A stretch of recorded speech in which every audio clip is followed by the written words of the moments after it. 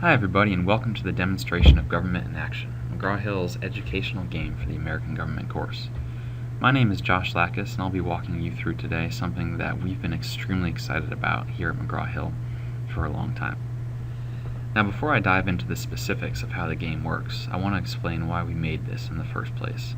And the real reason is that this course has always been linear by default. In other words, students are forced to go chapter by chapter by chapter, and it's hard for them to understand how everything fits together as a whole. This game is going to place the student in the driver's seat, and it's going to give them an opportunity to see how government works in a fluid motion. So, here you can see that we're in Washington, D.C., and we are Representative Wilson of the Democratic Party. Now, students can either be assigned a random character and party, or the professor can choose it for them. But either way, the main goal of the game is to grow your political capital.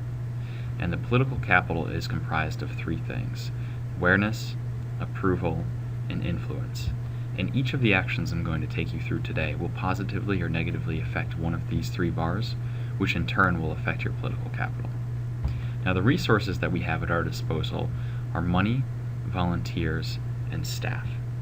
There are two main locations of the game. The first is here in Washington, D.C., but the second is in our local district, because as a student, we are given the opportunity to be a congressperson, and each congressperson comes from a local district where they must keep their constituents happy to keep on getting reelected. Here is our local district. I believe as Representative Wilson we are from Massachusetts, and we're going to have an opportunity here to sort of listen to our constituents and obviously take that feedback back to Washington.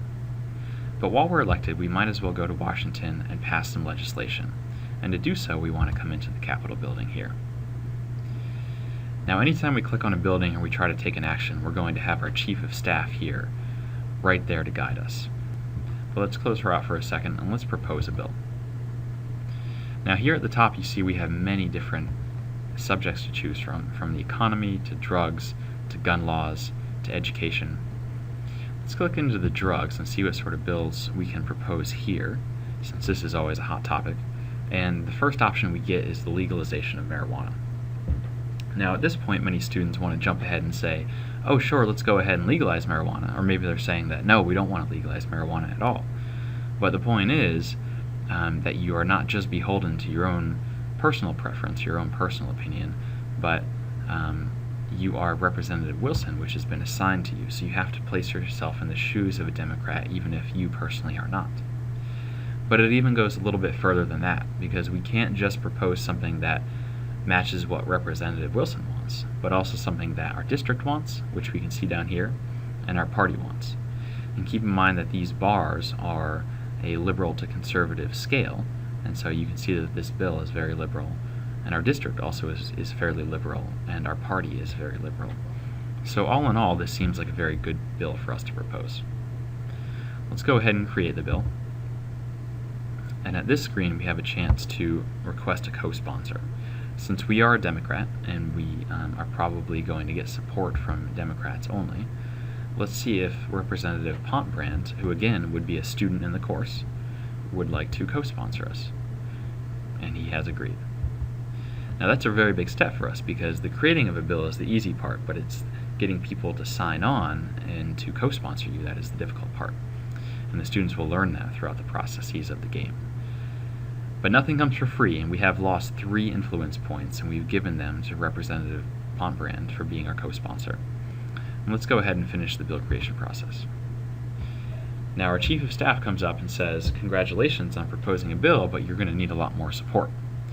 So she recommends that we go to the lobbyist building next, which is right over here. Now, of course, we've proposed a bill, but we need to get people to support it, and that doesn't just mean other Congress people. That also means people who can fund us. And at this point in the lobbyist building, we can come in here and request help. And since this is a Democratic bill, we probably want to find a Democratic association. And the, let's see, National Wildlife Federation is fairly Democratic, though you'll notice that one of their key issues is not drugs. They still might support us, and they have. Okay. Now you notice when I did that, up in the top right, on the top left here, one of these white boxes was filled up.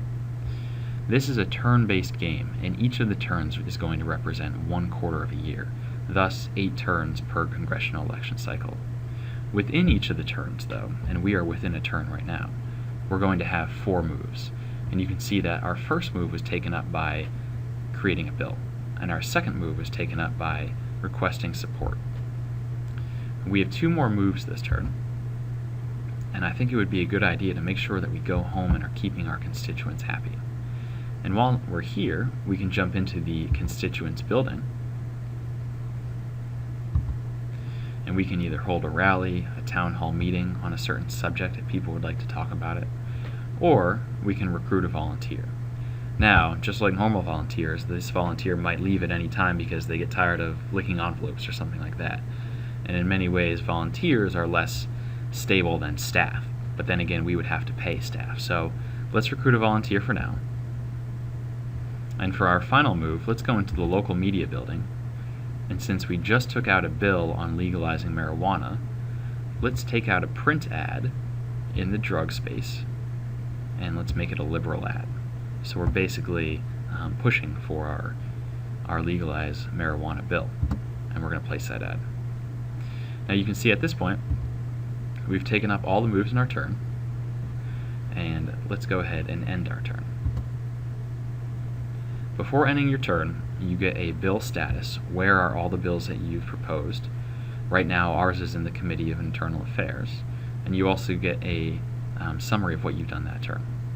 But before the student can end his or her turn, they must answer for what they've done during the turn. And we get a very specific, did we hire any staff this turn? No, we hired a volunteer instead because they were inexpensive. Now we built in this feature because in the early stages of the game we had no way of remediating the student. We had no way of saying, now why did you do what you did? And we built this in, and this will be rolled up to the professor so they can see what the responses are for each of the students. And the professor will also have the opportunity to make their own questions. But we built this in so the students would have to stop instead of just clicking around all the time and say, why did I do what I did? And this gives a very good starting point for any discussions that might arise in or outside of the classroom. So we're going to go ahead and end our turn. And at this point we're going to get an alert that shows us what all the other players in the game, again, students in your class, have done. Now for the purposes of this demonstration, we're going to end it here. But there are so many more things that you can do in this game, and I really encourage you, if you want more information, to reach out to your local representative and get a free, more in-depth demonstration of this game. Like I said, this is McGraw-Hill's first and only educational game for the American Government course, and it's something that we're really anticipating when it finally comes out this December 2012. Thank you so much for listening, and have a great day.